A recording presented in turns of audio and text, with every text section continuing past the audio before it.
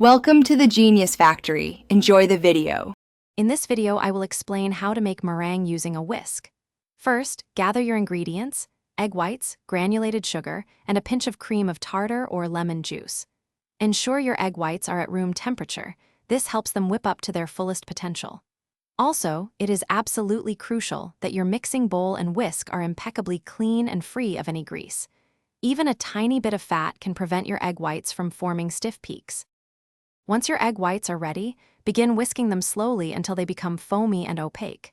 Then, gradually increase your whisking speed to medium-high. This is when you'll start adding your granulated sugar, 1 tablespoon at a time, very slowly.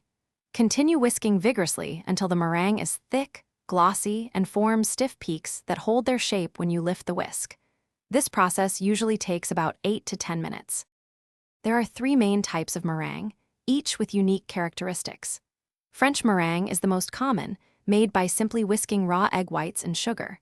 Swiss meringue involves gently heating the egg whites and sugar over a double boiler before whisking, resulting in a denser, smoother texture.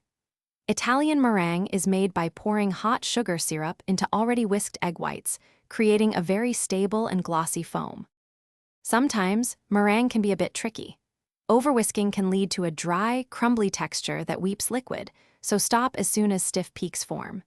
Conversely, underwhisking will result in a weak, unstable foam that collapses quickly. Also, be mindful of humidity. High moisture in the air can prevent your meringue from drying out and becoming crisp. Always ensure your egg whites are completely free of any yolk. Thanks for watching. If you found this helpful, don't forget to like and subscribe.